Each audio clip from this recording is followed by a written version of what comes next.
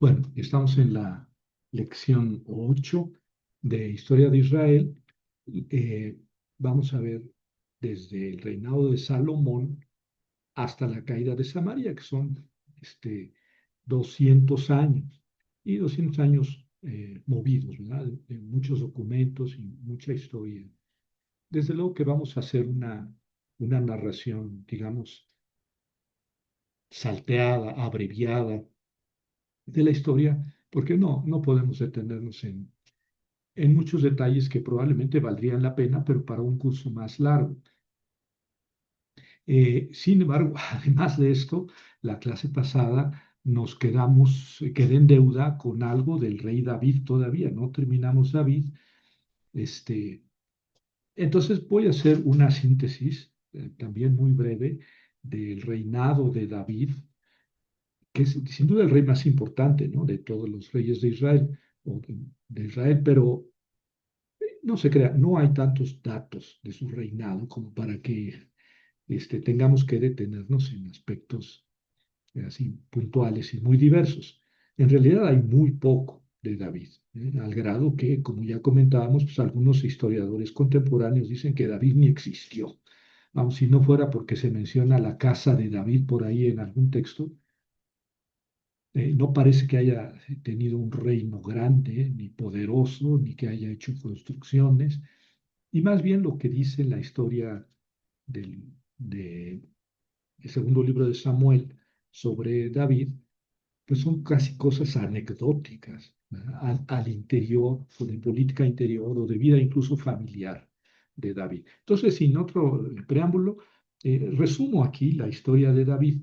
Les pongo aquí en el apunte que están viendo este, la división, ¿no?, las partes más emblemáticas el reinado de David en el segundo libro de Samuel, que es el que habla del reinado propiamente de David. En los capítulos 1-20 eh, tenemos la reacción de David ante la muerte de Saúl, de la que ya hablamos la vez pasada, la elegía de David por la muerte de Saúl y de Jonatán, el hijo de Saúl, a quien David quería mucho y sobre todo Jonatán quería mucho a David. Después vienen los capítulos 2-4, que es David, rey de Judá, en Hebrón, en el sur de Judá, y David, rey de Israel, eh, sobre Judá e Israel. Sobre Hebrón reinó 7 años y sobre Israel y Judá reinó 33 años, ¿verdad? Esto nos lleva a los capítulos 2, 4 y 5, 8. Es lo central del segundo libro de Samuel. Y después vienen los capítulos 9-20, como es 12 capítulos, sobre las intrigas de la sucesión y la familia de David. Esos son datos muy íntimos, muy familiares, intrigosos para seguir alguna novela así tipo por entregas o telenovela. Y luego viene la historia de Absalón, es parte de esos, de la sucesión de David. Y después vienen apéndices en los capítulos 21-24, en los que no me voy a detener, porque todo el mundo, todos los autores reconocen pues, que son datos, digamos, que estaban por ahí dispersos, probablemente por escrito, probablemente simplemente en la tradición oral, que el autor pues no supo o no pudo colocar en la historia cronológica de David, que está narrada antes, y los puso al final del segundo libro de Samuel. Pero ahí entonces no me voy a detener en ellos, solamente los menciono. La hambruna y la ejecución de los descendientes de Saúl, las hazañas contra los filisteos, el Salmo de David, las últimas palabras, los valientes, la lista de los valientes de David, el censo del pueblo, que quiso hacer un censo y Dios lo castigó. ¿Por qué? Pues el censo significaba que David quería saber exactamente cuántos guerreros tenía y cuántas personas grabables tenía. Y esto le molestó a Dios, ¿verdad? Entonces Dios lo castigó con una peste tremenda, pero después Dios mismo se apiadó y detuvo la peste, ¿verdad? Y ahí en donde hizo el sacrificio David, ahí construyó un altar, ¿verdad? Es lo que se narra en el capítulo 24. Bueno, entonces vamos a la elección de David como rey en Hebrón, es decir, rey en Judá, la parte sur del reino de Israel, ¿verdad? Eh, Se ve cuestionada porque si bien vemos que murió Saúl, el rey de todo Israel, todo entre comillas, eh, si bien murió Saúl, quedó uno de sus hijos con vida y Abner, el jefe del ejército de Saúl, lo nombró rey, ¿verdad?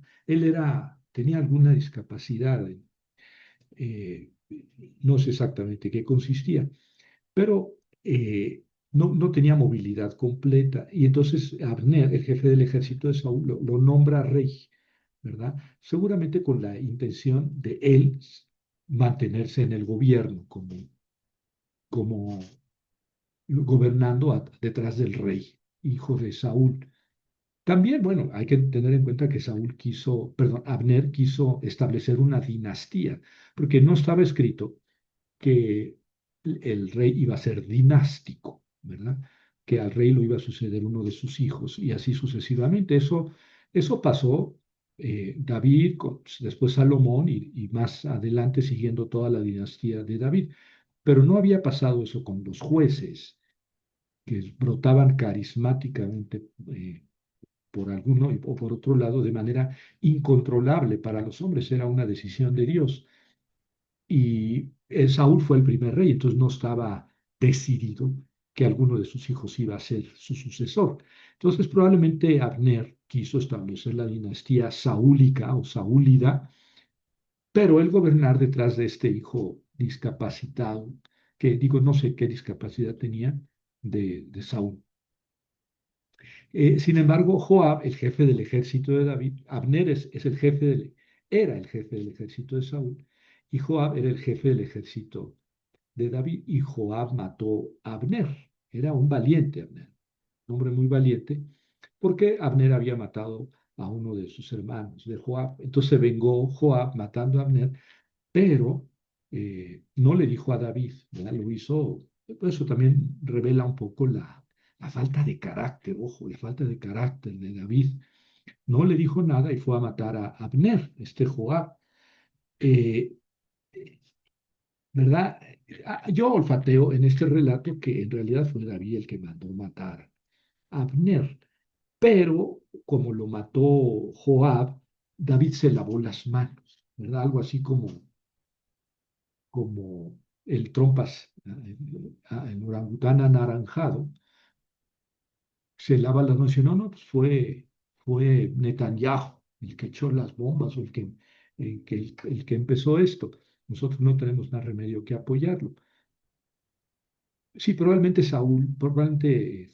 David quiso la muerte de Abner y él la pudo haber provocado, pero como lo hizo Joab, él se lavó las manos públicamente, se lamentó de la muerte de Abner, ¿verdad? Y dijo, yo no tuve nada que ver con la muerte, porque se entiende que Abner era digamos, el jefe del ejército de las tribus del norte y, y podía tener, digamos, derecho a la sucesión al trono de Saúl, pero fue asesinado y David lamentó mucho esa muerte de dientes para afuera y sin embargo no castigó a Joab, ¿verdad?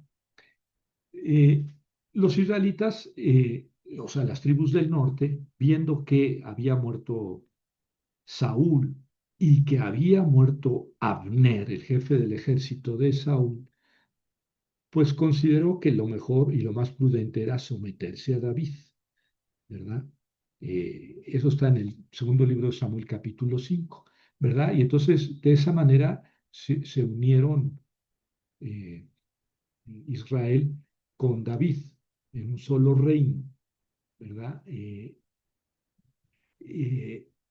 David unió ambas pues regiones, pero nunca formaron un solo reino. O sea, nosotros tenemos la historia de las 12 tribus, los 12 hermanitos que se querían mucho, que además, pues, leyendo la Biblia sabemos que no se querían mucho, y que entraron en Egipto todos y que salieron todos de Egipto y que llegaron y conquistaron todos la tierra y se la repartieron. Y pues esa es una visión idílica, ¿no? Es una visión idílica de las 12 tribus. Muchos autores, como ya les he comentado, sospechan que el número 12 para empezar, es un número simbólico, ¿verdad?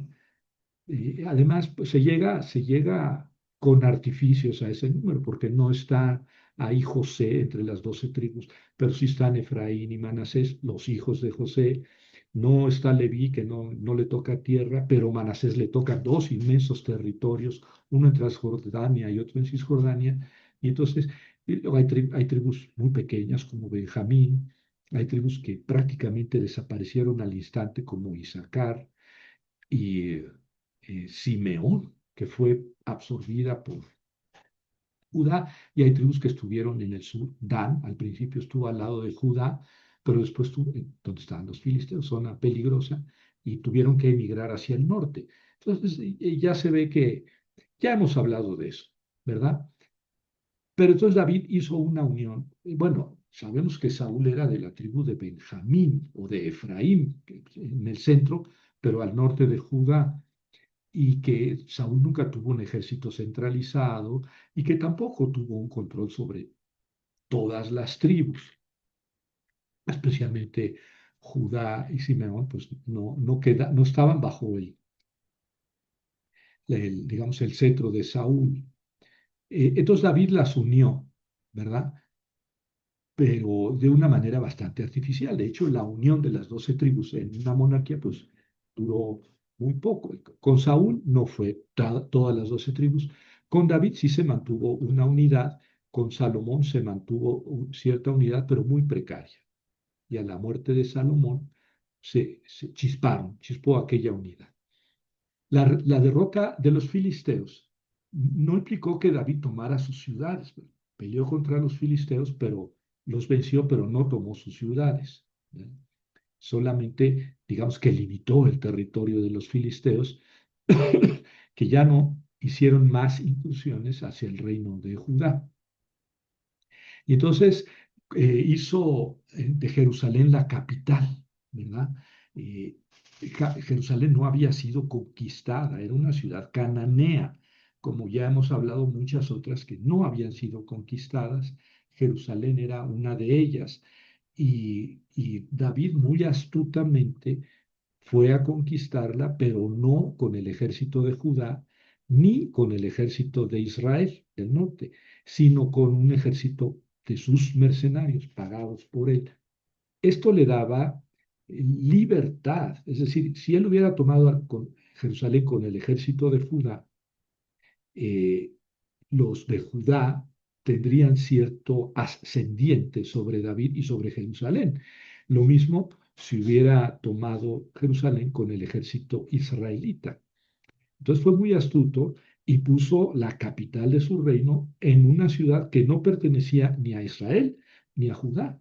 Pertenecía a la tribu de Benjamín, o más bien estaba en el territorio de Benjamín, pero no había sido conquistada, ¿verdad? Entonces le dio a Jerusalén un estatus muy especial. Era la ciudad del rey. Ahí se asentó con su corte, ahí puso el ejército, ahí vivió, eh, y, y ahí fueron enterrados él y sus hijos. Ahora, no hay que pensar que la ciudad Jerusalén era una ciudad muy grande, en realidad era una ciudad muy, muy pequeña. Eh, las excavaciones arqueológicas que voy a comentar dentro de un momento nos dicen que Jerusalén la ciudad de David, la ciudad de la que reinó David, era un pueblito. En la actualidad, digamos, ni siquiera una ciudad, un pueblito de unos cuantos cientos de gentes, sin mucha tradición, sin mucha cultura, sin tierras de cultivo importantes, sin suficiente agua. Era un pueblito y ahora, si quieren ir a Jerusalén, pueden ir a visitar la ciudad vieja de Jerusalén, que es la que está amurallada, pero esa ciudad fue amurallada en el siglo XVI, o sea, Suleimán el Magnífico, siglo XVI. Estamos aquí hablando en el siglo 11 antes de Cristo, tenía una pequeña muralla, pero era una ciudad que en la actualidad está incluso fuera de las murallas, al sur de donde están las murallas de la actual Jerusalén, y ya se da uno cuenta que era pues, un pequeño caserío. Eh, Aquí tenemos un mapa de las conquistas de David, ¿verdad? Este es el reino que había tenido Saúl en morado, ¿verdad? Como ven, el centro de Israel, incluso Judá, ¿verdad?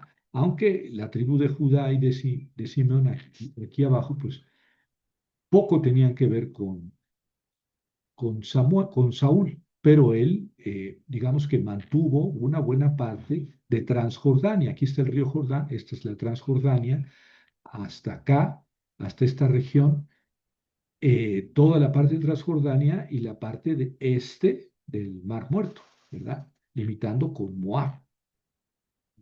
Y luego vino las conquistas de David. David, como ven, no conquistó a los filisteos, si bien los limitó a su tierra, ocupó todo el sur. Claro que aquí se desvanece el color verde, que es el que está indicando las conquistas de David, se desvanece porque no había fronteras marcadas porque acá era desierto, ¿ven? Entonces, ¿hasta dónde llegaba, hasta qué centímetro llegaba el imperio o el reino de David? Pues no lo saben. Lo mismo en el sur, es desierto. Entonces, no se marcan. Lo que sí es importante es que llegó hasta la zona de Damasco. ¿Ya? Aquí está la capital bueno, la ciudad de Damasco, una ciudad desde entonces muy importante, y todo esto estuvo bajo el control de David. Claro, Fenicia no, sí toda la región costera, ¿verdad? Que había logrado controlar, arrinconando, digamos, a los filisteos a la parte sur-occidental. Entonces, en morado aquí el reino de Saúl y en verde el reino que más grande ha sido, el reino que más extensión ha tenido en Israel es el que puso David con sus conquistas, ¿verdad? Entonces conquistó Damasco, ¿verdad? Y todavía fue un poco hacia el norte, pero aunque haya vencido, las fronteras del reino de David no se extendieron más allá de Damasco, por el norte, ¿verdad?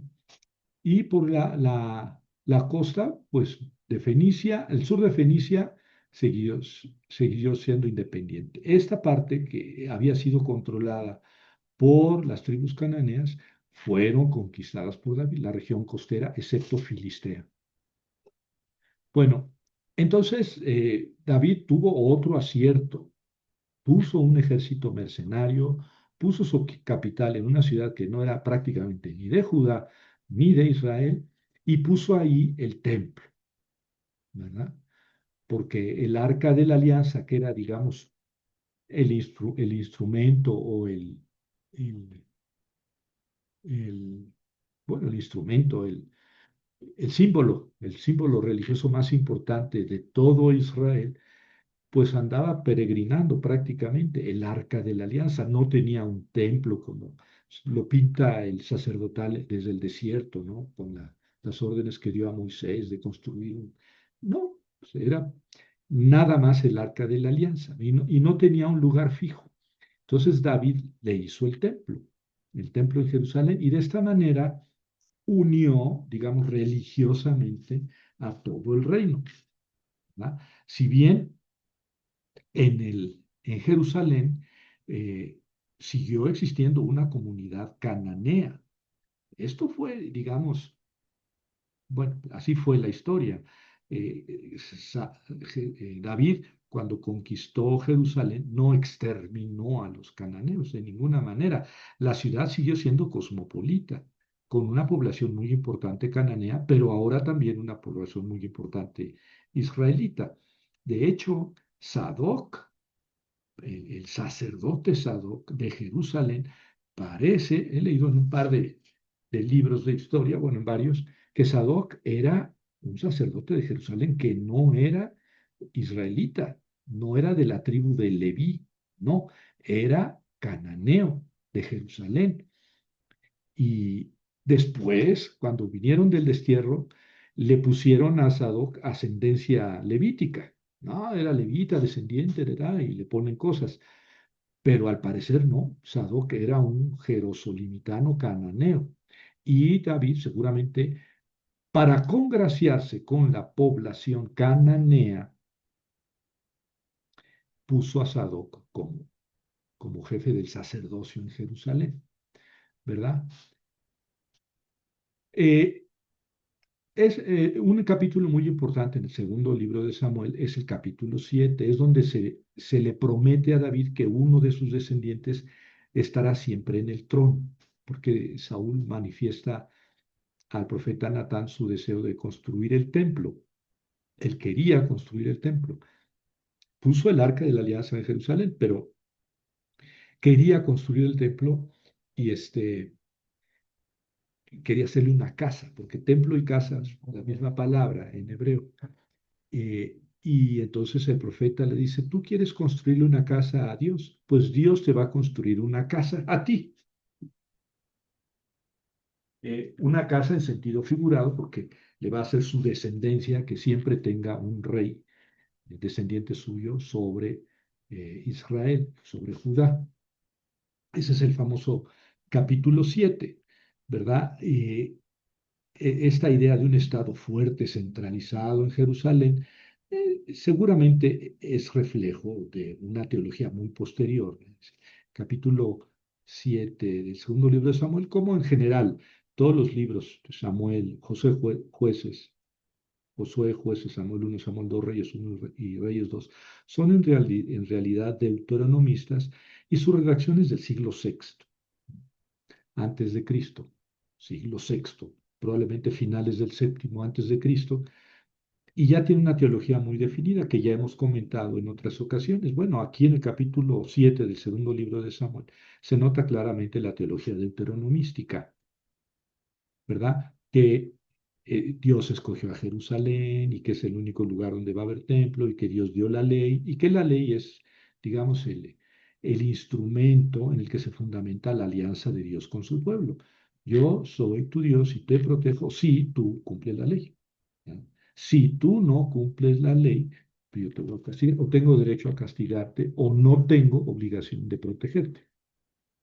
Es la teología del deuteronomista, digamos así, en dos pinceladas. Después viene, ahí está, digamos, el reino de David. Como ven, este, no tenemos datos extrabíblicos de esto, todas son cosas ad intra, ¿verdad? No hubo, eh, hubo batallas, pero todo fue para delimitar sus fronteras.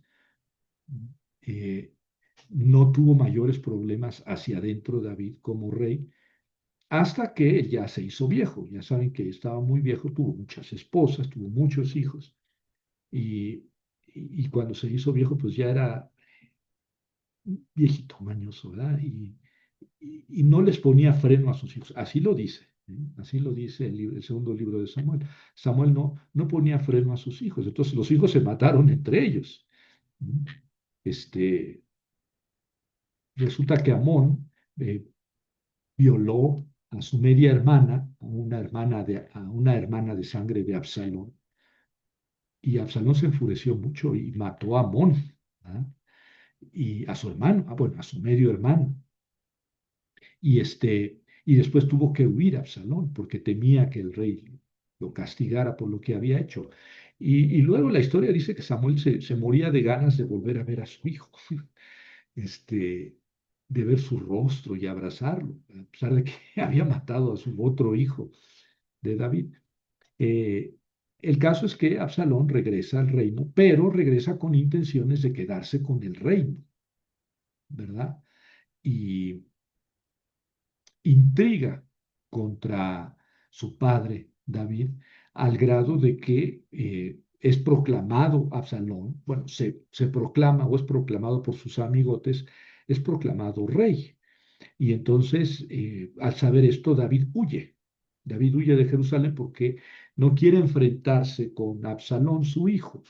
Y entonces Absalón hace ciertos desmanes, ¿verdad?, en Jerusalén para mostrar que él es el nuevo rey, David anda huyendo hasta que el ejército de David mata a Absalón, ¿verdad? El ejército de David mata a Absalón y David se pone a llorar. Y entonces el jefe del ejército de David le dice, oye, tú estarías feliz que tu hijo nos hubiera matado a todos nosotros, ¿verdad?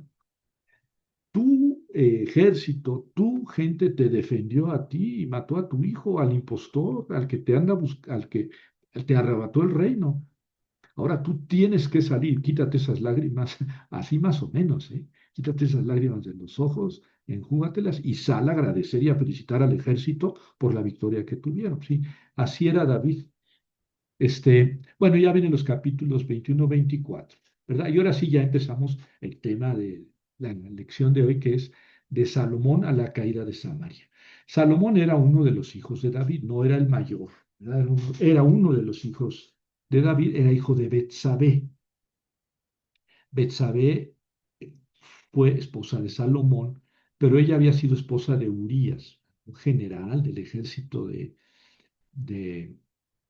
David, que estuvo en Amán, Amán, sí, la capital de los amonitas, ¿verdad? Amán es la capital ahora de Jordania, esa misma ciudad. Y allá estaba haciendo una batalla este señor Urías con su ejército y David un día paseando por acá, por la ciudad, vio a una muchacha muy guapa, ¿verdad? Bañándose y dijo, a ver, esa muchachita, y se la trajeron, y pues ya al ratito la muchachita estaba embarazada y resultó que era esposa de Urías, precisamente de este general. Entonces, todo eso está narrado en el segundo libro de Samuel. Entonces, David dijo, ay, te estás embarazada. El plan genial de David fue, traigo a tu esposo, ¿verdad? Se pasa unos días contigo, se vuelve a la guerra y ya resulta que el hijo que va a nacer es de Urías. Y lo trajo, incluso lo emborrachó y le dijo, vete con tu esposa y ya después te vas a... Y resulta que Urías no fue con su esposa, ¿no? Cuando David al día siguiente estaba bostezando, saliendo de su palacio, diciendo, ay, ¿cómo me libré de esto? Se tropieza con Urías, dice, ¿cómo no te fuiste a tu casa? Dice, no, yo no voy con mi esposa si mi ejército se está matando allá en Amán y lo vuelve a embriagar y le vuelve a decir que vaya a su esposa y Urias vuelve a no ir con su esposa. Entonces, fíjense el cinismo. Pero bueno, es interesante que el mismo libro de Samuel narra esto. David le puso una carta a Urias en su mano y se lleva esta carta al jefe del ejército en Amán. Y Urias llevó la carta y no la leyó. Bueno, seguramente tenía el sello de David, y en la carta decía al jefe del ejército en Amán que hiciera una avanzada contra la ciudad amurallada de Amán y que pusiera la cabeza de esa avanzada a Urías y a otros del ejército propio de los grandes, de los héroes de David, y que a una señal que no iban a dar a Urías y a los suyos, todo el ejército se retirara como si hubiera sido digamos, una emboscada, una trampa. Y ciertamente Urías siguió con los suyos en el ataque y murieron, fueron varios, ¿no? El texto no dice cuántos, pero murieron varios. Y entonces le llevan la noticia a David, a Jerusalén, de que ya murió Urías, etcétera, y David se enoja, ¿cómo? No saben cómo se hace un sitio de una ciudad y cuándo atacar y cuándo no. Oye, pero murió Urías. Ah, bueno, entonces está bien. Fíjense que pues en la guerra muere la gente, pues ya ni modo. Y entonces venga la viuda para acá. Y es el primer hijo de Betsabé, que es la mujer de Urías, ahora esposa de David, murió. David lloró mucho, sufrió mucho la muerte de su hijo, pero Dios se lo quitó por el pecado que había cometido David. Pero después Betsabé tuvo a Salomón, ¿verdad? Salomón. Varios autores, ahora voy un poco a hablar un poco de los descubrimientos arqueológicos, porque toda esta historia pues, está muy linda, pero son historias que solamente están narradas ahí en la Biblia, ¿no? No tenemos manera de corroborarlas. Varios autores minimalistas, o sea, que se van al extremo, a lo mínimo, piensan que Saúl, David y Salomón no existieron, ¿verdad? Sino que son figuras creadas después del destierro, en el siglo, finales del siglo sexto. Eh, que el pueblo, cuando venía regresando del destierro de Babilonia en el siglo sexto, tenía necesidad de tener una historia heroica. Y entonces se inventaron con nombres que a lo mejor andaban en el ambiente o en tradiciones incluso escritas, y los engrandecieron y los hilvanaron, como hemos dicho que aconteció con la historia de los patriarcas y con la historia de los jueces. Lo mismo con la historia de Saúl, David y Salomón. Otros dicen, no, no, sí existieron y hay que... Vamos, ya me fui a los minimalistas, los más radicales. Pero hay elementos que sí son claramente legendarios. Por ejemplo, en la historia de Salomón, pues que la plata era tan común como las piedras. Ah, es claramente una exageración, pero precisamente hay que atender esas exageraciones para interpretar la historia en su conjunto. Toda la historia es una exageración. Esa es una buena conclusión. Toda la historia de Salomón, ¿verdad? Que tenía un harén en el que tenía 300 concubinas y 700 esposas. O sea, eso es claramente exagerado. Además, para un reino, porque arqueológicamente Jerusalén era un pueblito, ni siquiera una ciudad pequeña, un pueblo pequeño, eso era Jerusalén. Entonces, que tuviera 1000 personas en su harem es increíble, ¿no? Es claramente falso, claramente poner. Y luego hablemos de la sabiduría de Salomón, que era el rey más sabio y que nos narran varias cosas de su vida, acontecimientos, como aquel famoso juicio, ¿verdad? Que le trajeron a dos mujeres con un bebito. Y entonces, ¿cuál es el caso? Dice Salomón. Bueno, una dice, es que las dos tuvimos un hijo el mismo día, ¿verdad?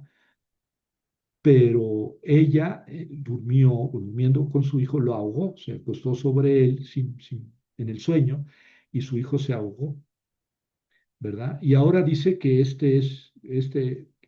que mi hijo es el suyo. Y la otra señora dice, no, no, es que ella ahogó a su hijo. Y luego vino en la noche y cambió a mi hijo por el suyo. Pero ese es mi hijo. Y entonces dice Salmón, bueno, ya no me fastidien, ya, vamos a solucionar el caso. A ver, tú, guardia, trae una espada, partes al niño en dos y le das mitad y mitad. Y entonces la, la señora, que no era la mamá del niño, la que se había robado al niño, dijo, pues sí, me parece justo mitad y mitad. Y la otra dijo, no, no, no lo maten, que se quede con ella, pero no lo maten. Dijo Salomón, ah, esta es la mamá. ¿Eh? Ese es el famoso juicio de Salomón. Y se hizo muy famoso Salomón por su sabiduría. De hecho, a él se le atribuyen varios libros del Antiguo Testamento, ¿no? Eh, por lo pronto, el libro de los Proverbios, dice Proverbios de Salomón, ¿verdad? Luego ya más adelante dice proverbios de Ezequías o proverbios de Masá, o dice, estos también son proverbios de Salomón. Entonces ya uno se figura que no todo lo anterior era de Salomón, pero bueno, se le atribuían a él porque era un gran sabio, ¿verdad? Habló de todas las ciencias naturales e hizo muchos proverbios. Y también se le atribuye el libro del Eclesiastés. Coelet es Salomón, el hijo de David, rey en Jerusalén, así empieza el libro.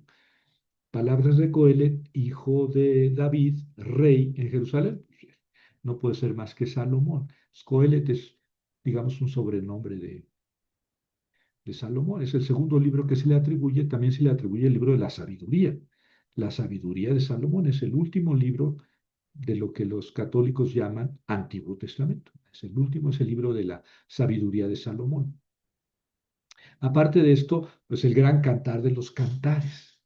Cantar de los cantares de Salomón son 4 libros bíblicos. ¿verdad? Y luego nos queda por ahí algún otro libro, por ejemplo, los Salmos de Salomón, que no es un libro que haya quedado en la Biblia ni hebrea ni católica. Pero entonces Salomón era, digamos que el autor por excelencia de la sabiduría. Y entonces era un rey riquísimo, un rey. Salomón viene de paz, de shalom. En hebreo es Shelomó, Shelomó, así se dice, castellanizado Salomón. En hebreo es Shelomó, que quiere decir algo así como el Pacífico. Y es lo mismo que Suleimán, por ejemplo. Suleimán, en árabe. Bueno, este, ningún texto de Mesopotamia o Egipto menciona a Saúl, David y Salomón, y ningún hallazgo arqueológico da cuenta del templo de Salomón ni del grandioso palacio anexo al templo de Salomón. La Biblia gasta muchos capítulos, muchas líneas, describiendo el famoso templo construido por Salomón, ¿verdad? En el libro de las crónicas se dice que no, que David dejó todo, absolutamente todo listo para que Salomón nada más dijera, hágase. Todo el dinero, todo el material, todos los trabajadores, todos los diseños los dejó David. Claro, esto es una época en que se idealizó a David, porque como vemos en el segundo libro de Samuel, David no está idealizado, se describe con pelos y señales todas sus debilidades. La idealización de David, que era el santo y que nunca cometió errores ni pecados, eso es después, es una tradición posterior. Pero de David, Saúl y Salomón no tenemos nada, ni ningún escrito, ningún texto y nada arqueológico. El gran palacio de Salomón y otras edificaciones que se dice que hizo Salomón, ya descubrimos que no fueron de Salomón, ¿verdad? Y en cuanto al templo, pues no hemos descubierto nada, ni una columna del famoso templo de Salomón. El templo que destruyó Tito, el que después fuera emperador romano, el 70 después de Cristo, había sido construido por Herodes, ¿verdad? El templo de Salomón fue destruido por Nabucodonosor, o por los ejércitos de Nabucodonosor, rey de Babilonia, el 586. Entonces no tenemos. Después de eso, claro que cuando regresaron los judíos o los israelitas, cuando regresaron del destierro, desde luego que construyeron ahí un templo, pero nada tan grandioso como se describe del templo de Salomón, ¿verdad? Y de todas maneras, de esos templos no tenemos noticias arqueológicas o restos arqueológicos, pero sí del templo de Herodes, eso sí, poco, muy poco, porque Tito destrozó el templo de Jerusalén, lo derrumbó. No quedó piedra sobre piedra. Bueno, algunas cuantas, que es lo que ahora conocemos, por ejemplo, como Muro de los Lamentos. Esos son piedras de contención, de un muro de contención, hechas por Herodes el Grande, o en tiempos de Herodes el Grande. Eh, pero prácticamente del templo de Herodes pues no tenemos nada, como tampoco tenemos mucho menos del templo de Salomón. ¿Qué otra cosa podemos decir? Dice en Unos Reyes 9:15 que Salomón fortificó Hazor, Megiddo y Geser, tres ciudades cananeas, ¿verdad? Que fueron conquistadas muy tardíamente, porque hemos dicho que eran ciudades muy fuertes, cananeas, donde había muchos tierras de cultivo y que los cananeos pues, simplemente no dejaron a los israelitas. Finalmente, conquistadas por David, dice Unos Reyes 9:15 que fueron fortificadas por Salomón, ¿verdad? Ahí dice. Eh, entonces, los arqueólogos, ¿verdad? Ven que esas ciudades no fueron fortificadas por Salomón. ¿Mm? Los famosos establos de Salomón, habrán escuchado eso, que en Megiddo se descubrieron unos establos, ¿no? O lo que se interpretaron como establos, No, pues estos son los establos de que habla unos Reyes 9:19 sobre la construcción de Salomón. Eh, pero en Megiddo, como en Hazor y en Geser, en esas tres ciudades, se encontraron puertas de 6 cámaras. Las puertas de la ciudad, las ciudades antes eran amuralladas porque, pues, para tomar una ciudad no había drones, no había aviones, no había helicópteros, ¿verdad? Las ciudades se amurallaban. Cuando venía un ejército invasor, la gente entraba a la ciudad y se cerraban. Las puertas de la ciudad, que podía ser dos, tres, cuatro, 10 puertas de la ciudad, se abrían y se cerraban. En tiempos de guerra, de sitio, las puertas se cerraban, la población se refugiaba adentro y se defendían, pues, en las almenas y en las torres de las murallas. Entonces, puertas de 6 cámaras son puertas que tenían así como tenazas, ¿verdad? Las entradas.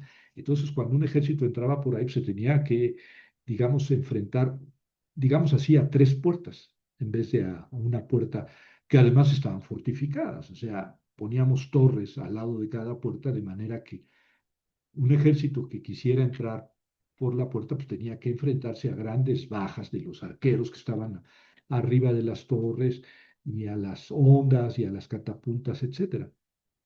Entonces eran puertas de 6 cámaras, digo así, 3 y 3. Eh, Se atribuyeron a Salomón, ¿verdad? Pero esas puertas son similares a otras del cercano oriente del siglo VII. A ver, Salomón, 950 antes de Cristo. Y estas puertas son muy similares a otras del siglo VII, o sea, del 650, digamos 300 años después de Salomón. ¿No? En Megiddo se encontró un palacio de 1830 metros cuadrados, en el norte, y otro en el sur. Megiddo es una ciudad que les digo que estaba protegiendo el valle de Israel, el valle más grande de, de Israel, ¿verdad? Pero esos palacios están debajo de las murallas de estas puertas que digo, ¿verdad? Entonces la arqueología nos dice, no son de la época de Salomón esos palacios, como tampoco esas puertas. En Israel, ese valle grandote, había una ciudad llamada Israel, a 16 kilómetros al sur de Megiddo, se descubrió un palacio de Ahab. Ahab, un rey muy posterior de Israel, destruido muy poco después por Jehú o Hazael a finales del siglo IX, o sea, digamos en el año 800, 150 años después, ¿verdad? Ese es el palacio de Ahab, que se atribuye a Salomón, ¿verdad? Olímpicamente el texto de Reyes, ¿verdad? Que los palacios de Megiddo fueron construidos por Ahab y su muralla y su puerta son posteriores, no son de época salomónica. Estos son hallazgos arqueológicos, ¿verdad? Los arqueólogos estudian las piedras, estudian los restos, los textos que están ahí en fragmentos de tepalcates, etcétera, y la cerámica, y pueden datar, pueden haber, aquí hubo un incendio, hubo una destrucción violenta, aquí pasó esto. Y esos arqueólogos han dicho, no, esas construcciones no son de Salomón, son muy posteriores, 100 años, 200 años después de Salomón. Entonces el texto ya huele a que está idealizando la figura de Salomón. Salomón fue un gran constructor, pues sí, pero eso dices tú. Y esto, insisto, no se trata de demostrar que la Biblia es falsa, no, se trata de enfrentarse a la Biblia con datos científicos y arqueológicos e históricos. Y entonces estos datos nos ayudan a leer la Biblia de manera adecuada. Si esto no es estrictamente histórico, entonces es simbólico, es teológico, quiere decir algo. Y eso es lo que tenemos que leer. Si nos quedamos con los datos tal como los dice la Biblia, que estas 3 fortificaciones fueron Salomón, ¿ve? Eso no funciona. Tenemos que leerlo de otro modo, como ya nos ha pasado en muchas otras ocasiones en este curso, ¿verdad? La planta de Israel, de la ciudad de Israel, es similar a la de Samaria, construida por los Omridas. Ahorita hablamos de los Omridas, que son la dinastía de Omri, 100 años después de Salomón. Y ese es un rey de Israel en el norte. Omri fue el rey más famoso de Israel. Ni David, ni Salomón, ni Saúl.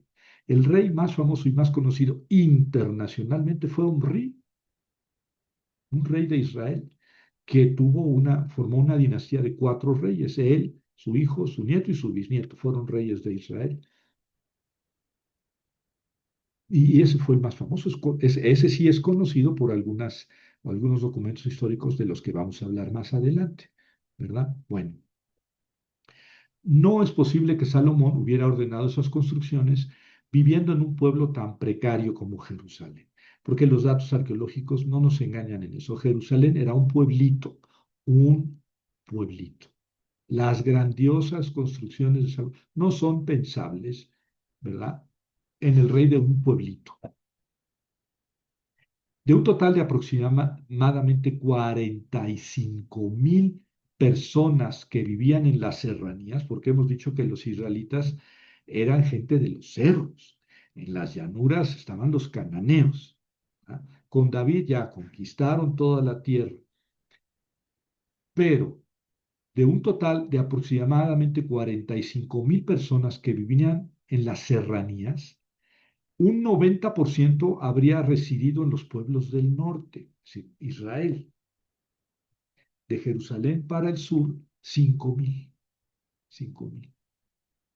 Pero ya se fijaron en el mapa todo lo que ocupaba Judá y Simeón. Bueno, distribuyan ahí en diferentes lugares 5.000 personas. Eran ranchitos, ¿verdad? Tal vez la palabra pueblo sea demasiado. Dispersas entre Jerusalén, Hebrón y otras 20 aldeas de Judá. Dividan 5.000 entre 20 aldeas. Y nos quedan pequeñas ranchos. Eso es lo que constituía arqueológicamente Judá. En el norte había mucho más población. ¿Por qué? Porque en el norte era una ciudad, es un lugar más fértil, más boscoso, ¿verdad? En el sur era desierto. Entonces, 5.000 en el sur, 45.000 en el norte. Ahora dígame cuál era el pueblo fuerte, Israel o Judá. El pueblo significativo y fuerte fue Israel. Y tenemos noticias del pueblo de Israel internacionales, de otros textos. De Judá, pues no. De David y Salomón, solo podemos decir que existieron. Sí, porque hay algún texto que dice la casa de David. Ah, la casa de David. Lo que nos está diciendo es que hubo una casa de David. Pero quién sabe, porque la casa de David duró 400 años, ¿no? O sea, la dinastía davídica. ¿Quién sabe exactamente a qué rey se refiera? ¿Qué es de la casa de David? Bueno, pues entonces existió David, pero eso no nos habla de la grandeza de ese rey ni de sus construcciones.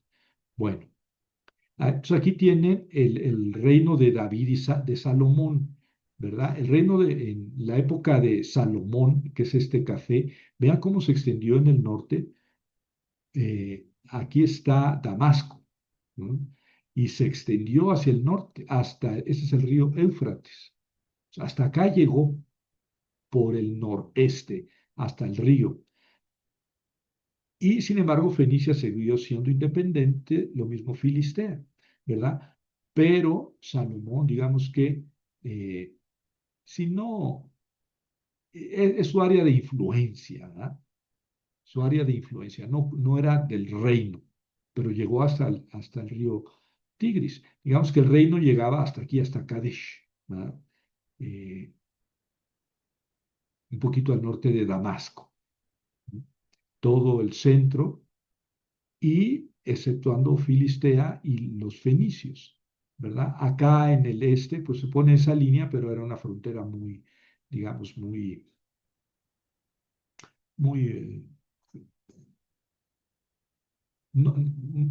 muy inestable, ¿no? Porque para allá es desierto. Lo mismo para el sur, ¿verdad? Lo que sí es interesante es que logró llegar, extender el reino hacia el sur hasta este cuernito del Mar Rojo, ¿verdad? Aquí esta es la península del Sinaí, ¿verdad? Este cuernito, hasta ahí alcanzaron a extender y aquí hubo una flota importante mercante de Salomón, porque era un mercader. Bueno, la historia de los dos libros de los reyes se puede dividir fácilmente en tres partes. Los dos libros de los reyes, ya vimos Josué, Jueces, Samuel 1, Samuel 2.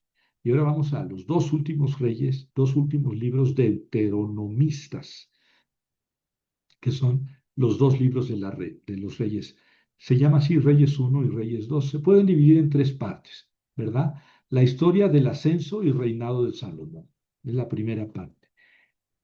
Cómo subió Salomón a ser rey y después la historia de los reinos independientes, cuando se dividen Israel en el norte y Judá en el sur, cuál es la historia de los dos reinos paralelos o la historia paralela de los dos reinos, ¿verdad?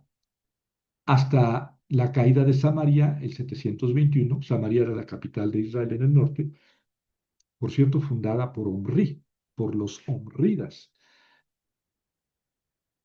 El reino del norte es destruido, acabado, derrotado, el 721. Sargón II deporta a los israelitas hacia, bueno, hacia varias ciudades de allá de Asiria y trae a otra gente a esta zona de Israel. Y por eso digamos que para la tribu de Judá, estos habitantes de Israel en el norte, después ya eran como bastardos, me disculpan la expresión, eran ya mezclados de Israel con otras religiones y otros pueblos. Y de ahí vino la mala fama de samaritanos, de los samaritanos, del pueblo de Israel. En más de una ocasión, la tribu de Judá quiso reconquistar o reevangelizar a las tribus del norte. Pero el caso es que nunca lo pudieron hacer totalmente. Samaria fue destruida en el 721 y hasta ahí, digamos, llega la segunda parte. La primera parte es ascensión de Salomón y reinado de Salomón. La segunda parte es los dos reinos hasta la caída de Samaria, o sea, hasta el fin del reino de Israel. Y la tercera parte, lógicamente, es la historia de Judá, o sea, siguió el pueblo de Judá existiendo hasta el destierro, hasta que fueron llevados en el destierro a Babilonia el 586. Entonces son las tres partes. El segundo libro de los reyes termina con el exilio a Babilonia. Termina muy, muy triste el libro de los reyes. Y ahí termina la historia del deuteronomista con esta sentencia.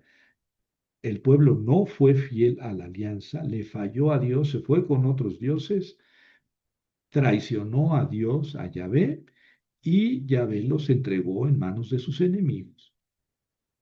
La perspectiva con la que escribe el deuteronomista es fatal, es la destrucción del pueblo, allá en Babilonia. Bueno, esto es lo que narran los dos libros de los reyes, ¿verdad? Ahora vamos a ver un poco el esquema de cada una de los libros de los reyes. Primero viene la sucesión de David, es decir, ya el ascenso de Salomón, ¿verdad? Tentativa de Adonías, uno de sus hijos, ¿verdad? Después viene la intriga de Natán y Betsabé, el profeta Natán y Betsabé, la mamá de Salomón. Sí, hacen una intriga, sí, tal cual. Engañan, hacen tranza a David porque llega Betsabé. Bueno, se puso de acuerdo con Natán y luego le dice Betsabé a David, oye, tú me prometiste que mi hijo iba a ser el rey. Y caray, esa promesa no está, ¿eh? Por lo menos no está escrita. Nunca David le hizo esa promesa en lo que tenemos escrito. Pero Betsabé le dice, pues está bien viejo ya, David. Le dice, tú me prometiste. Y en eso entra Natán y le dice, sí, tú le prometiste eso. Pero Adonías se acaba de proclamar rey. o uno de los hijos de David. Entonces dice David, ah, sí, pues, si te prometí eso, pues ya de una vez elegimos a Salomón como mi sucesor, ¿verdad? Entonces Adonías tiene miedo de su hermano, de su medio hermano Salomón, se esconde, etcétera. Viene ya el testamento de David y muere Adonías. ¿Eh? Lógicamente, convenientemente, ¿verdad? Lo mata pues Salomón, pero ya cuando había muerto David. Y después está el fin de Abiatar y Joab.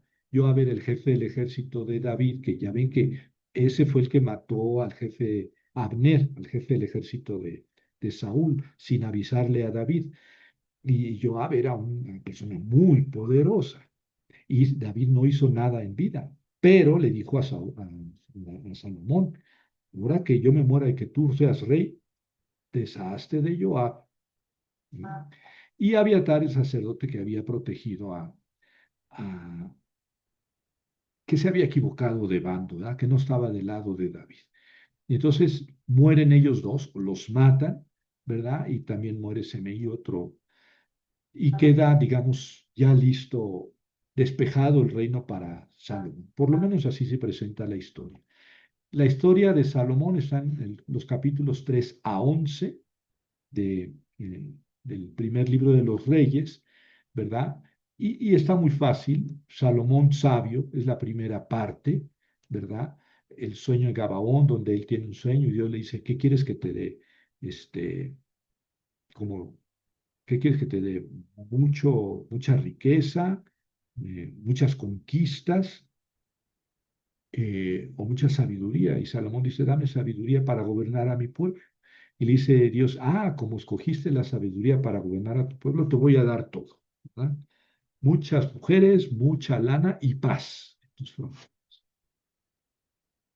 Y luego viene el juicio de Salomón, que ya les conté, cómo Salomón puso cargos administrativos siguiendo la política de David, que era muy astuto como administrador, David. Eh, Puso una corte, cosa que no tenía Saúl. Saúl era un jefe como los jueces, carismático, así medio, eh, que medio improvisado, ¿verdad? En cambio, David hizo toda una corte en Jerusalén y Salomón la enriqueció esa corte. De hecho, pues fue el gran problema con las tribus del norte, porque Salomón estableció su corte en Jerusalén y cargó de muchos impuestos a las tribus del norte. Ustedes dirían, también a Judá, pues no, parece que no. O sea, se encajó con las tribus del norte, fue duro con las tribus de israelitas. Salomón para mantener su corte. Bueno, si es cierto eso de que tenía 1000 mujeres en su harem, pues imagínense cuánto costaba mantenerlas, cuidarlas y vigilarlas. Bueno, es una locura lo que nos hace pensar. También la fama de Salomón, pues, que se extendió por todo el mundo como el rey más sabio. Ya ven que vino la reina de Saba, que ni siquiera sabemos bien dónde estaba Saba. Parece que ya por Arabia y llegó justamente por el Mar Rojo, en barco y fue a visitar a Salomón porque había escuchado que era muy sabio y Salomón le habló de 1000 cosas diferentes y la reina quedó estupefacta de la sabiduría de Salomón. ¿Verdad? Cosas así muy anecdóticas, diría yo, mucho más que históricas. Luego Salomón, constructor, de lo que ya hablamos, que fortaleció 3 ciudades y que hizo el templo de Jerusalén y de lo cual no tenemos del templo no tenemos ningún vestigio arqueológico. De las otras ciudades sabemos que no las construyó él y que no las fortificó él. Luego viene Salomón comerciante, que hizo tratos con el rey de Tiro para madera y luego le regaló 20 ciudades al rey de 20 ciudades de Galilea. Imagínense que, que Claudia le dice al Trompas, al orangután anaranjado, le dice, te regalo Baja California. Más o menos así hizo Salomón con el rey de Tiro, le regaló 20 ciudades de Galilea. Eso es imposible, absolutamente. Y además una verdadera estupidez política. Como si Salomón no tiene, digamos, toda la legitimidad para ser rey de todo Israel junto, ¿cómo va a regalar 20 ciudades del norte de Galilea? Pues eso era echarse encima a todos israelitas, ¿verdad? Probablemente en realidad lo que pasó fue que el rey de Tiro arrebató en una guerra a Salomón esas ciudades, pero la tradición posterior, como no quería poner guerras en Salomón, puso como el trompas de cochino que quiere el premio Nobel de la Paz. Yo no, yo he deshecho 8 guerras. Oye, y esta guerra de Ucrania y esta guerra, ah, no, eso yo no. Pues así era la tradición con Salomón. No querían que él fuera responsable de guerras, entonces él regaló las ciudades al rey de Tiro.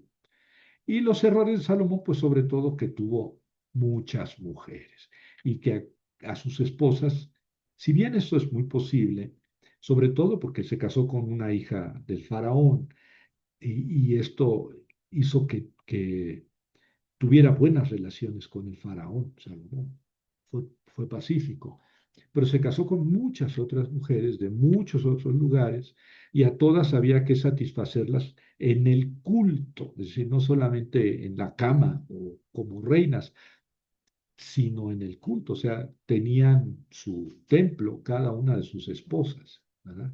Y esto hizo que proliferaran templos de diferentes dioses en Jerusalén. eh, y esto fue el principal error, no solamente tener muchas mujeres, sino acceder a que ellas tuvieran culto a sus dioses en Jerusalén. Este, y se introduce ya la sublevación de un tal Jeroboam, ¿verdad? Eh, eh, que tuvo que huir a Egipto, ¿verdad? Jeroboam primero tuvo que huir a Egipto, él era un israelita que huyó a Egipto, se refugió porque salió huyendo de Salomón. Pero después murió Salomón y quedó como rey su hijo o uno de los hijos de Salomón, Roboam. Roboam. Y resulta que este muchacho fue a Siquem, allá al centro del norte. Seguramente no se sentía fuerte, que su relación o su dominio sobre las tribus del norte de este hijo de Salomón fuera una relación fuerte. Entonces fue a Siquem, a la capital del norte, a hacer una asamblea y a decirles, pues yo soy el nuevo rey, ¿verdad? Entonces se acercaron los israelitas y le dijeron, oye, eh, tu padre fue muy duro con nosotros, nos puso un IVA muy elevado, un ICR muy duro. Entonces, nosotros sí, nos seguimos unidos a ti, pero baja los impuestos, aligera la mano de tu padre.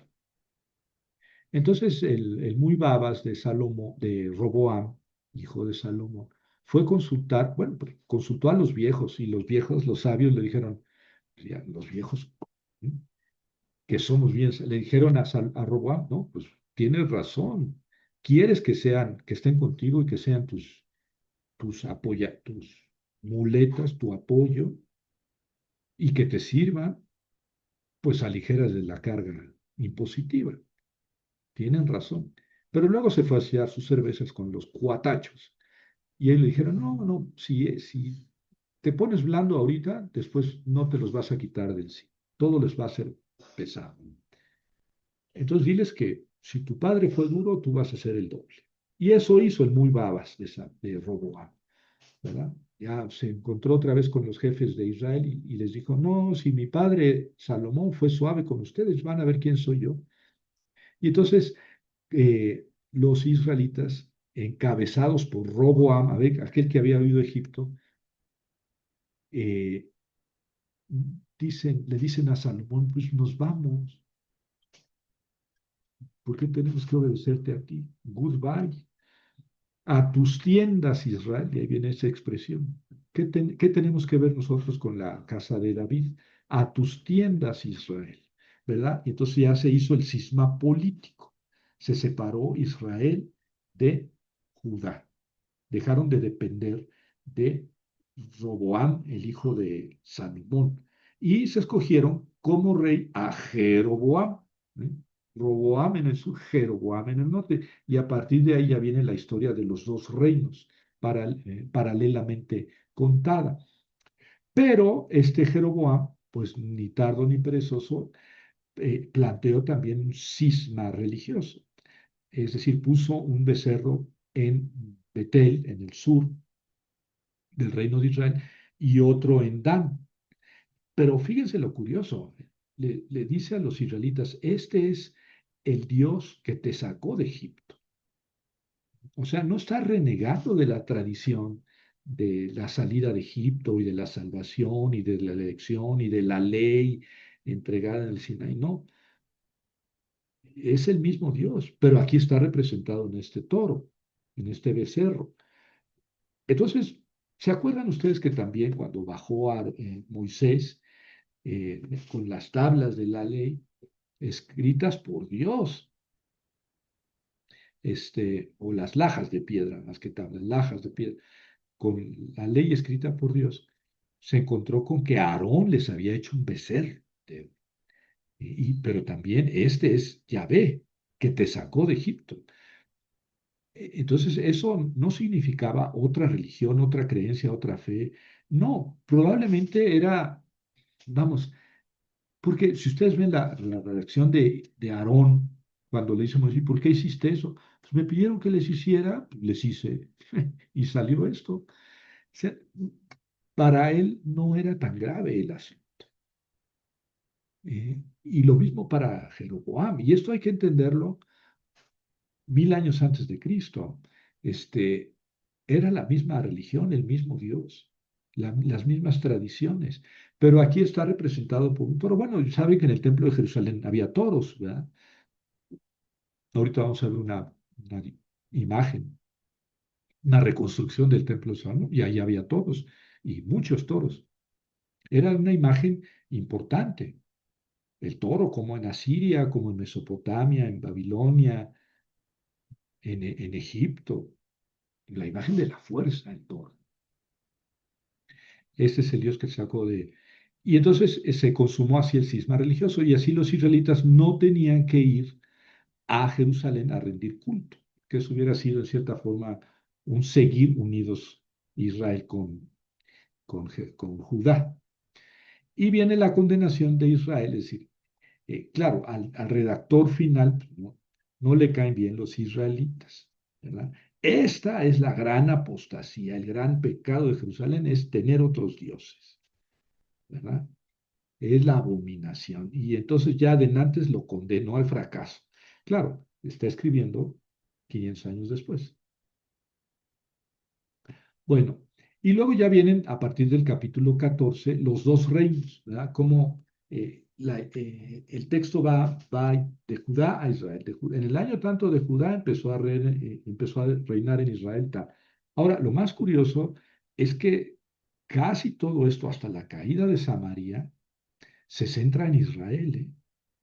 De Judá tenemos pocas noticias. Si juntamos todo lo que dice de Israel y todo lo que dice de Judá, lo que dice de Judá es la cuarta parte de lo que dice de Israel. Y entonces, bueno, aquí viene ya el reinado de Roboam, de Jeroboam, Abiyam, Asa, Nadab, Asa, Elá, Simri, Omri, Ahab. Nos mareamos, ¿verdad? No me detengo en ellos porque nos mareamos, ¿verdad? Ahorita les muestro una línea de tiempo y ahí me escudo, con eso me protejo. Interrumpe, o más bien está inserto entre esta historia de reyes de Judá e Israel, la historia de Elías. Elías es un profeta que predicó en el norte, en Israel. No es un profeta escritor, él no escribió. Eh, el primer profeta escritor es Amós, Amós, que viene más después.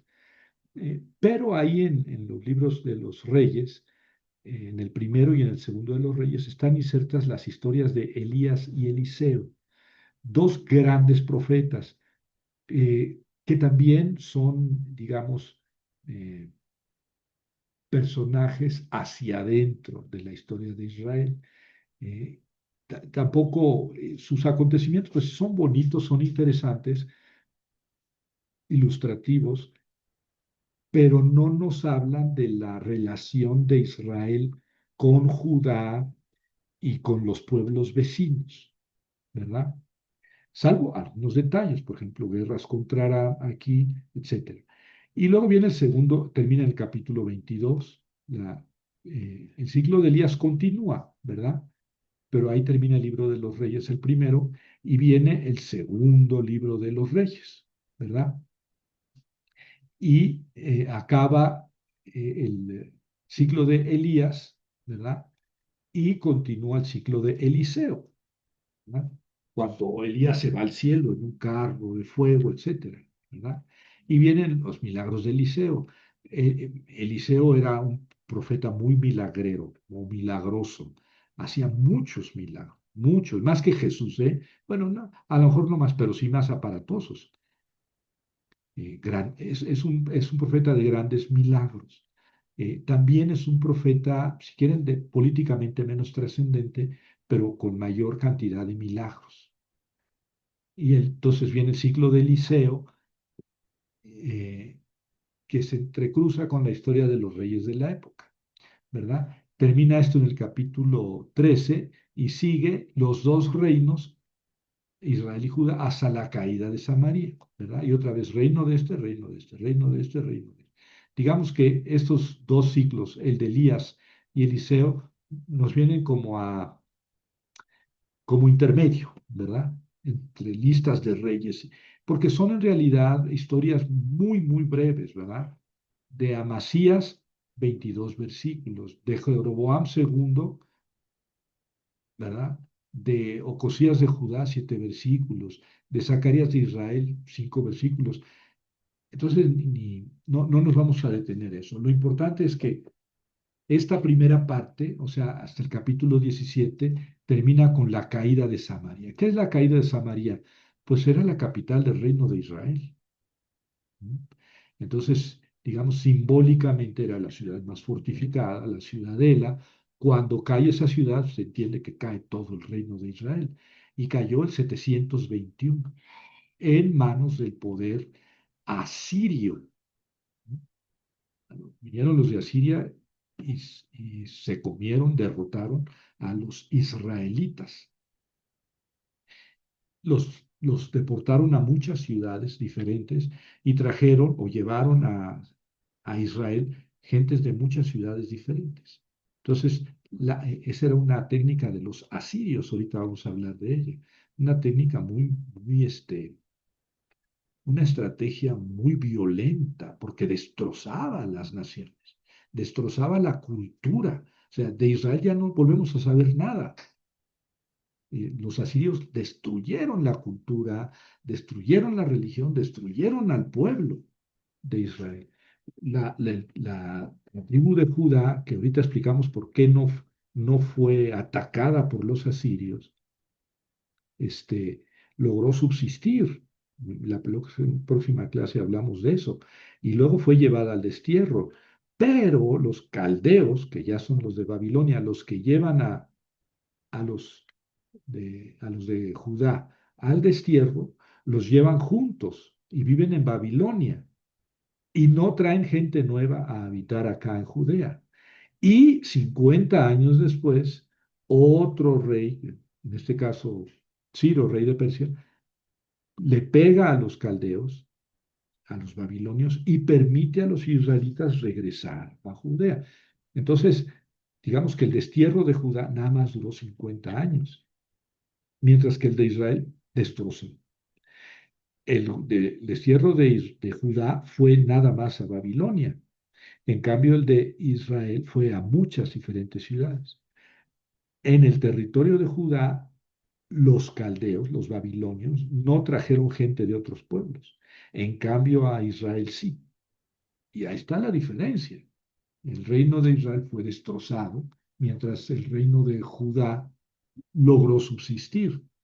Claro, si ustedes leen la historia a partir de lo que dice la Biblia, la historia oficial, es que Dios había previsto de antes que a David le iba a seguir subsistiendo su reino, mientras que aquellos no, porque traicionaron la alianza. Y bueno, pues ahí está. Pero es esa, digamos, selección de acontecimientos, pues ya es después de Ató, le decía mi mamá, ya ya después de que vimos todas las consecuencias, es que Dios quería esto.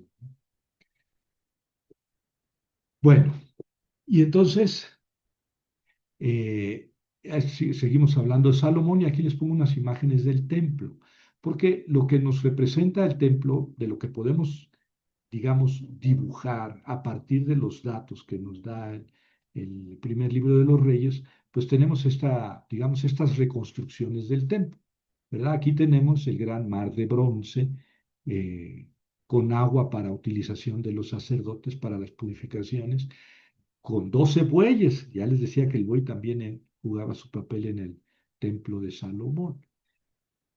Tres mirando hacia el norte, tres al sur, tres al este y tres al oeste. Y luego había 10 basas de agua con ruedas y todo. También para abluciones de los sacerdotes. Enfrente del templo, este es el templo propiamente, estaba el altar de los sacrificios. El altar, desde luego que no estaba dentro, porque aquí se quemaban animales y cuánta cosa. Y estaba fuera. Y atrás alcanzamos a ver pues columnas, ¿verdad? Como si hubiera sido un gran templo. Propiamente el templo estaba constituido de un pórtico, que es esto que estoy señalando, al frente, con dos columnas sin función de carga, llamado ulam o pórtico. Seguía hacia atrás de él, esto está mirando hacia el este, atrás de él estaría el santo y hasta el fondo el Santo de los Santos, ¿verdad? Aquí lo pone ¿cómo se llama? Dependencias tanto al norte como al sur. Aquí tienen otra imagen, esta más, digamos, arquitectónica, con sus diferencias, ¿eh? Porque, pues, digamos que el texto nos da espacio para imaginarnos cosas. El templo da, como les digo, hacia el este, y aquí queda el altar de los holocaustos. Le sube por unas gradas, y aquí es donde se queman los sacrificios. Aquí está el pórtico abierto y luego sigue el santo, que es esto que estoy marcando. Medía 10 metros de largo y 5 de ancho, ¿verdad? Siempre con relieves en las paredes, ¿verdad? Y ese es llamado santo o jecal. Y luego al fondo estaba el santo de los santos, santísimo, santo de los santos, o Debir, en hebreo, Debir.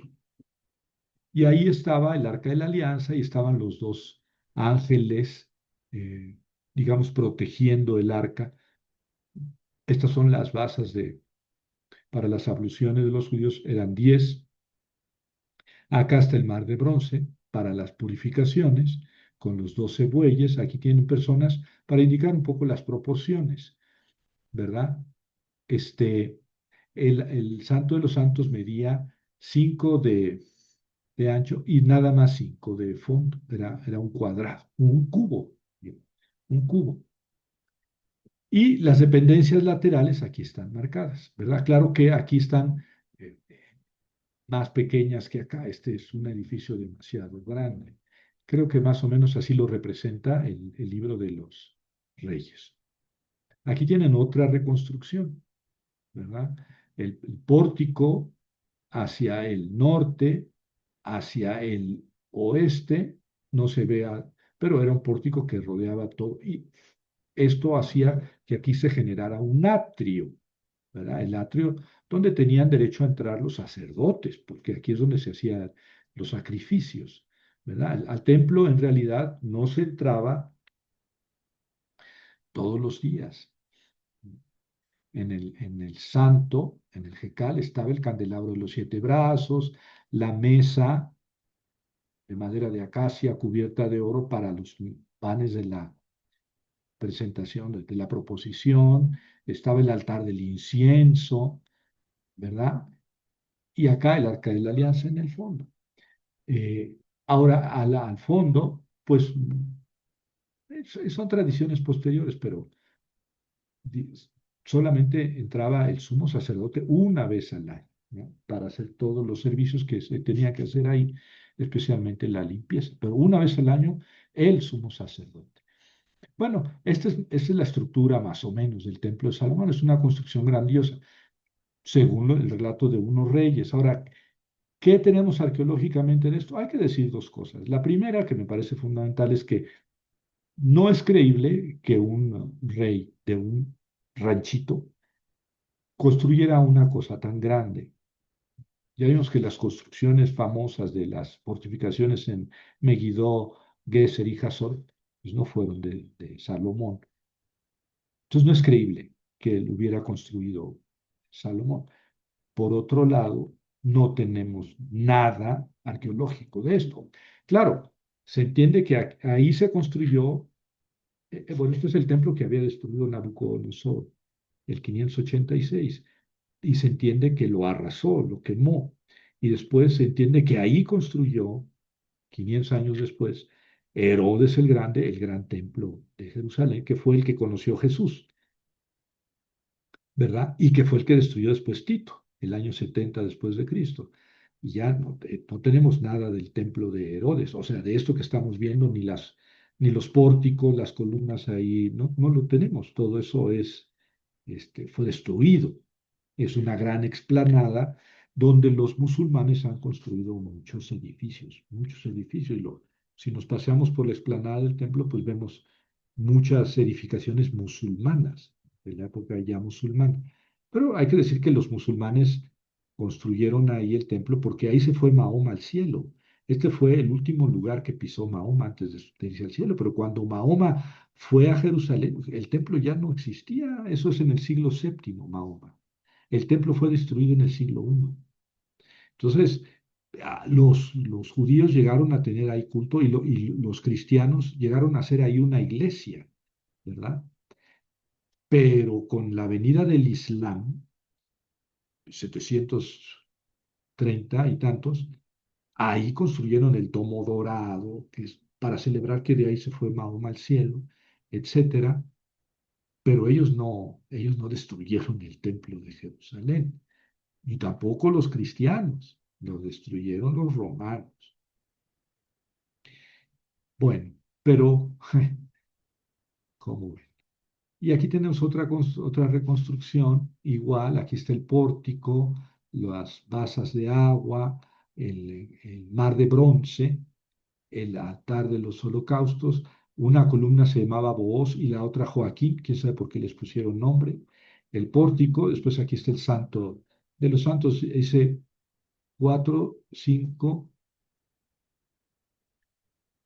me imagino que está 6, 7 y 8, 4, 5, 6, 7 y 8, que son el velo del templo, el altar del incienso que les comentaba, la mesa de los panes de la proposición, el candelabro de los 7 brazos, bueno, luego dice ahí cámara de los sacerdotes, pero eso es lateral, ¿verdad?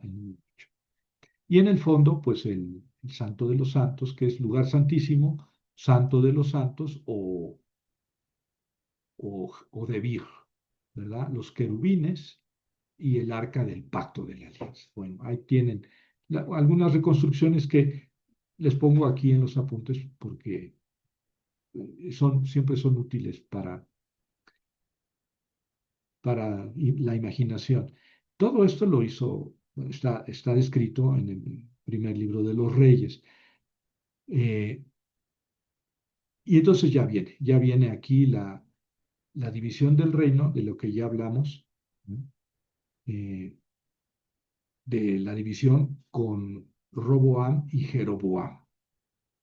Y luego viene aquí la lista de los reyes. Yo les pongo aquí este cuadro porque como ya había yo previsto es demasiado lo que les estoy contando de historia, entonces solamente les quiero contar algunos detallitos, ¿verdad? Aquí este cuadro nos muestra a los reyes de Judá, aquí en la columna de la izquierda, los reyes de Israel en la columna, en la segunda, los faraones de Egipto en la segunda de derecha a izquierda y en la columna de la derecha los reyes de Mesopotamia. Como ven, Egipto fue fuerte en la época de Jeroboam y de Roboam, Sesonc, incluso entró en Jerusalén y saqueó el templo, etcétera, pero no convirtió en Jerusalén en una ciudad egipcia. También tomó varias ciudades del reino de Israel, Sesonc, pero fue el último gran faraón, digamos así, del siglo X de Egipto. Después de esto vino una debilidad y una división en Egipto muy importante, y prácticamente estos faraones pues no tienen ninguna función, ¿verdad? Ya no juegan un papel hegemónico en la zona, ¿verdad? Ya hablaremos la próxima clase de Necao o Neco. En cambio, en Mesopotamia tenemos el surgimiento del imperio asirio, ¿verdad? Que va desde finales del siglo X antes de Cristo, y son ellos, el imperio asirio, el que conquista Samaria. El 721, les decía, es la caída de Samaria bajo Sargón II. Eran reyes muy poderosos los asirios, ¿verdad? Todavía Sennacherib sitió Jerusalén. Ya hablaremos de eso después, ¿verdad? Eh, eh, En cambio, en la historia de Judá e Israel, siempre tener este cuadrito nos ayuda porque leemos en la Biblia, reinado de Jotam, rey de Judá. En el 10.º año de Menahem, rey de Israel, empezó a reinar Jotam en Judá. Entonces, un cuadrito así nos ayuda. Son 19 reyes en cada uno de los reinos. 19 en Judá, 19 en Israel, a partir de Roboam y Jeroboam, ¿verdad? Porque antes pues estaba Salomón, pero era rey de los dos, ¿verdad? Entonces tenemos 19, pero aquí en Israel tenemos 9 diferentes dinastías. Ya les decía yo que la más importante internacionalmente fue la de los Omridas, constituida por Omri, su hijo Acab, su hijo Ocosías y su hijo Joram.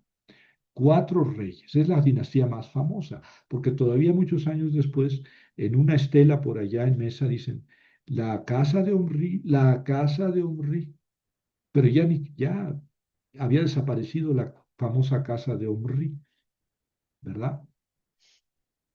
Este,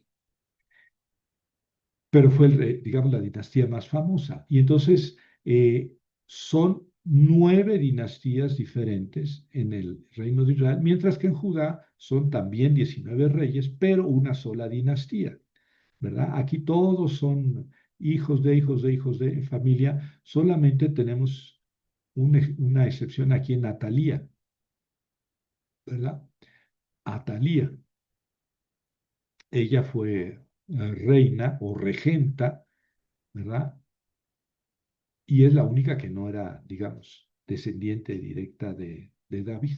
Todos los demás sí, algunos se portaron bien, otros mal. Siempre en el libro de los reyes se les va a criticar o a juzgar según su fidelidad a Yahvé. Fíjense que el libro de los reyes no habla de las obras grandiosas de Omri.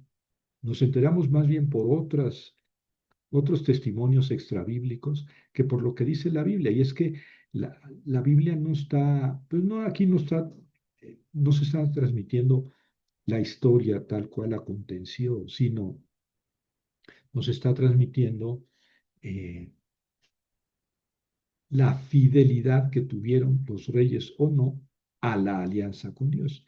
Y de hecho, termina el reino de Israel el 721 por su infidelidad a Dios. Y el reino de Judá se mantiene, pero finalmente con Sedecías, que es el último que ven ahí abajo, pero ese lo mata el rey Nabucodonosor, o el ejército de Nabucodonosor, y es el último rey, digamos cronológicamente, es el último rey de Israel, de Judá, el 587. Eh, ah, ¿Por qué? Porque también fueron infieles. Y digamos, la teología del deuteronomista, que es el redactor, es Dios es inocente. ¿Por qué el pueblo de Dios fue destruido primero por los asirios y después por los babilonios? Porque fueron infieles. Y Dios les dijo, yo los voy a castigar si son infieles. Es la teología, digamos, de toma y daca. Toma, te doy, da acá. Dame, da para acá. Digamos, es la teología deuteronomista. Ese cuadrito, pues, en los apuntes les puede servir mucho, ¿verdad? Eh, bueno,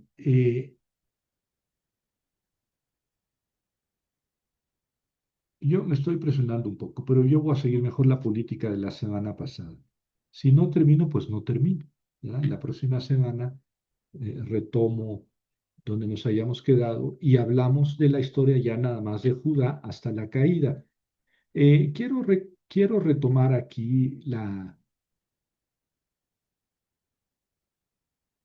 el ministerio de Isaías. Aquí les pongo mapas de Omri, la dinastía de Omri, ¿verdad? Y sin embargo me quiero brincar eh, a el ministerio de Amós, es el primer profeta, escritor.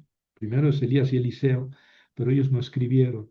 El primer profeta escritor y probablemente el primer texto que tengamos escrito de la Biblia es el de Amós, el libro del profeta Amós, que es su vida o su ministerio es entre el 760 y 750 antes de Cristo, siglo octavo, mediados del siglo octavo, en el norte. Y entonces ese es el texto más antiguo que tenemos de la Biblia. Amós y Oseas son los más antiguos que tenemos de la Biblia, porque ya hemos dicho que los textos de Génesis y todo esto de que hemos hablado se escribió después.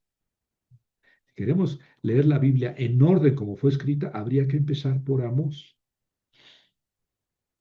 Bueno, y luego Oseas también, ¿verdad? Pero no me voy a detener en ellos, ¿verdad? Aquí están las épocas de oro de la dinastía Omrida y de Jeroboam II en Israel, y luego está el surgimiento del imperio asirio, que siempre es bien importante, bien interesante ver cómo Asiria, aquí en el centro de Mesopotamia, se me hace que mejor aquí me voy a quedar con este mapa.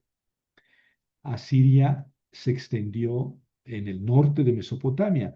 Aquí está el río Tigris, este que estoy siguiendo, hacia el norte. Más bien, pues es del norte a sur. Ahí dice Tigris. Ahí está.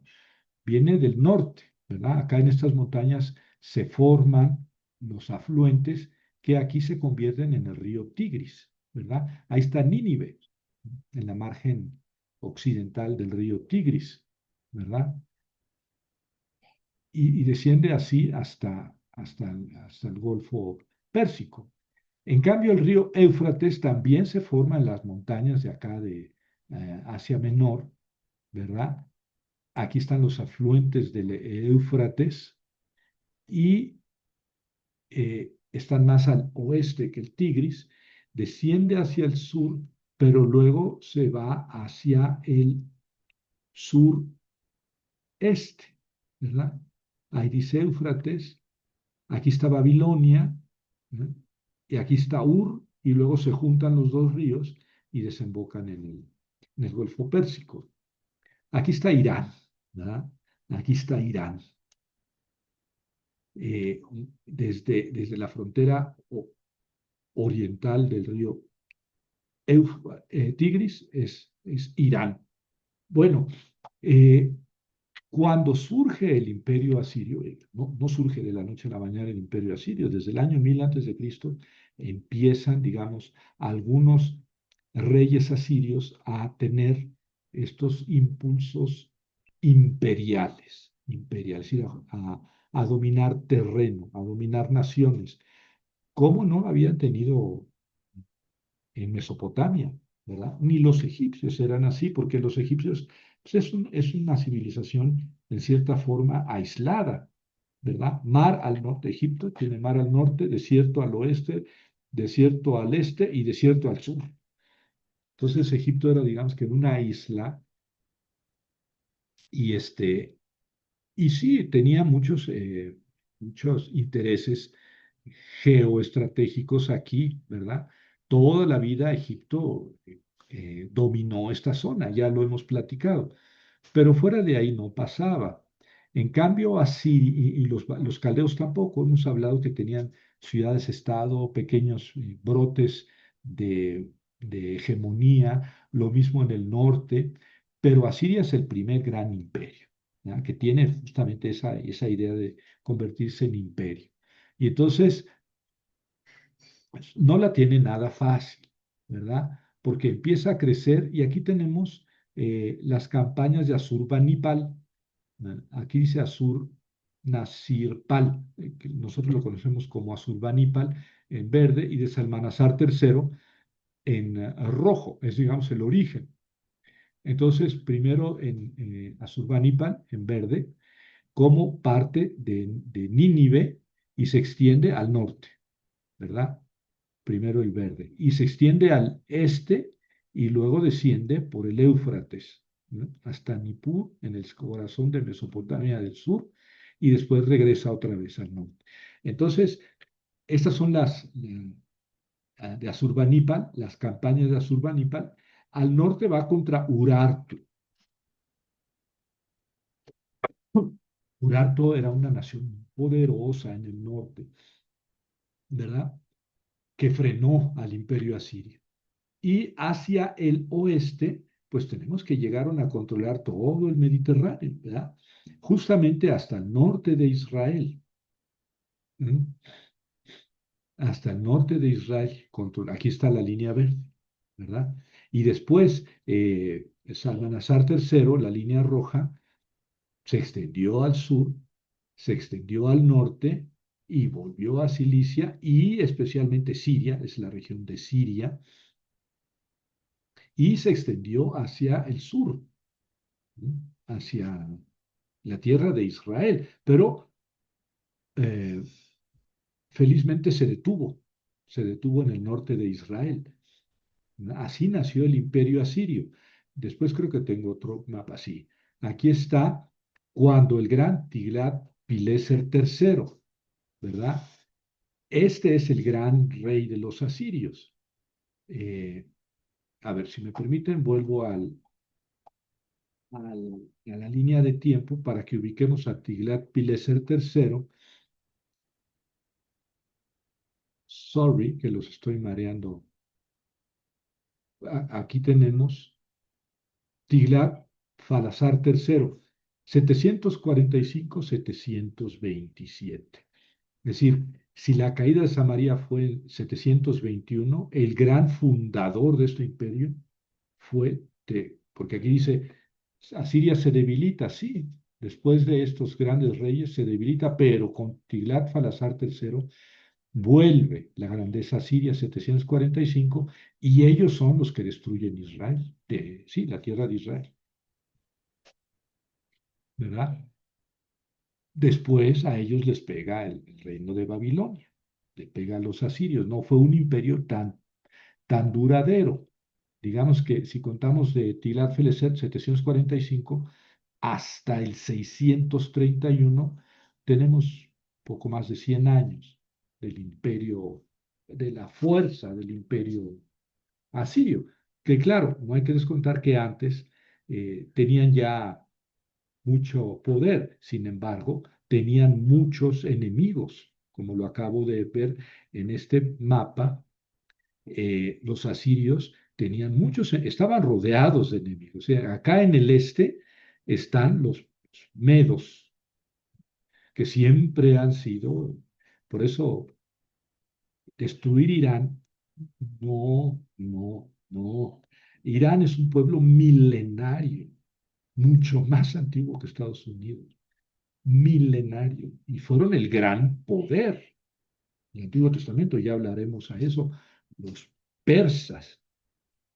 Entonces, ellos limitaban al este al imperio asirio, por el sur los limitaba Babilonia, claro, por el norte Urartu, era el gran barrera que delimitaba al imperio asirio. Y en el oeste sí se extendieron hasta el mar, pero no más allá del mar, ¿eh? Entonces ya vimos que el Tigrat-Pileser III, 745, a la mitad del siglo octavo, 745 es cuando empezó a predicar Amós, Oseas e incluso Isaías, ¿verdad? Entonces aquí tenemos el imperio asirio en verde bajo Tiglat-Pileser III, con sus campañas, ¿verdad? Llegó hasta el sur, conquistó Babilonia, empujó a los persas hacia el este, venció a Urartu en el norte, se extendió prácticamente hasta el Mar Muerto, por ahí arribita está Crimea y Ucrania en la actualidad, y luego hasta el mar Mediterráneo. Todo casualmente o eh, afortunadamente hasta Israel en el norte. Ahí se detuvo. ¿verdad? El gran imperio asirio. También el imperio anaranjado es el gran imperio asirio. ¿Por qué? Lo que pasa es que ya había sido conquistado antes. Como ven, es una media luna, es lo que se llama la media luna fértil o el creciente fértil. Claro que en el parte de abajo incluye esta media luna a Egipto, porque claro, lo que está más al sur pues, es el desierto, aquí es el desierto arábigo y acá también. En cambio, aquí es una zona fértil, que la juntamos con este cuerno y ya tenemos la media luna fértil. Sí, Jaime. Buenas noches, profesor. Disculpe, el pueblo, el imperio asirio dominó a los persas, a los babilonios, o sea, los invadió, o cómo estuvo. Bueno, a los persas los limitó, por lo menos, en el este, Ajá. ¿verdad? O sea, los relegó a que se fueran más Sí, hacia el este. sí, sí, los Ok. Ujú. controló, digamos. Y en el sur sí Ajá. tomó Babilonia, tomó todo Babilonia, el imperio asirio tomó todo Babilonia, limitó, digamos, a los persas en el este, se fue siguiendo todo el cuerno fértil hasta la costa y también llegaron a dominar Egipto, nada más que no bajo Tiglat-Pileser III. Después sí tomaron Egipto, los asirios, ¿verdad? Por lo menos un Y, tiempo. y respecto a Judá y a Israel, ¿Cómo? obviamente, respecto a Judá y a Israel, también los conquistó. Sí, no, no, no. Digamos que afortunadamente se quedó en el norte de Israel. La Ah, próxima clase vamos a hablar de Isaías para terminar esta época y el papel que tuvo Isaías en la destrucción del imperio, del reino de Israel, porque Siria sí destruyó, perdón, Asiria sí destruyó el imperio del norte, el 721. Pero eso es después, ¿verdad? Y en buena medida por la intervención de Isaías. Es un poco cruel esto que estoy diciendo, pero pues así está la historia, ¿no? Un poco por intervención de Isaías, Asiria destruyó al reino de Israel. Pero eso ya lo veremos la próxima clase. Y ya tiene mucho que ver con la profecía del Emanuel. ajá. Lo vemos la Gracias, próxima maestro. semana. Sí, Gracias. bueno, otra vez les quería ver porque no, bueno, el objetivo era llegar hasta la caída de Samaria y no llegamos, pero la próxima clase voy a tomar un poquito de tiempo para hablar sobre el papel de Isaías y la caída del reino del norte, unos 10 minutos, y luego ya nos centramos en la historia de Judá, que es el reino del sur que logró subsistir hasta su derrota a manos de los caldeos de Babilonia, ¿verdad? Que se impusieron a los asirios. Los caldeos tomaron Nínive, cayó Nínive, y luego tomaron todo lo que habían tomado los asirios, lo tomaron los caldeos, no Egipto, pero sí llegaron a Judá. Los asirios no llegaron a Judá eh, porque Judá pagó tributo, ¿verdad? Entonces dijeron, no, a nosotros no nos molesta, pagamos lo que sea. En cambio, Israel sí se rebeló y destruyeron el reino de Israel. Sin embargo, después los caldeos vencieron a los asirios y tomaron Judá, ¿verdad? Igual le pusieron tributo y el rey de Judá dijo, no pago. Jeremías le decía, paga, porque te van a matar, te van a hacer pedazos, paga. Y dijo, no, no pago. El rey de Judá, pues vino Nabucodonosor o los ejércitos de Nabucodonosor y acabaron con Jerusalén, incendiaron el templo y se llevaron a muchos del pueblo desterrados allá a Babilonia. Pero esa es la historia de la próxima semana. Como ven, ya estamos avanzados en la historia de Israel y son tantos detalles que en clase, en esta sesión, pues no, ni vale la pena que nos detengamos mucho, ¿eh? Pues pueden ustedes leer los textos de la Biblia o el texto que les tengo aquí preparado para que se den una idea. Entonces nos vemos la próxima semana. Ok, profesor. Gracias, profesor. Nos vemos. Gracias.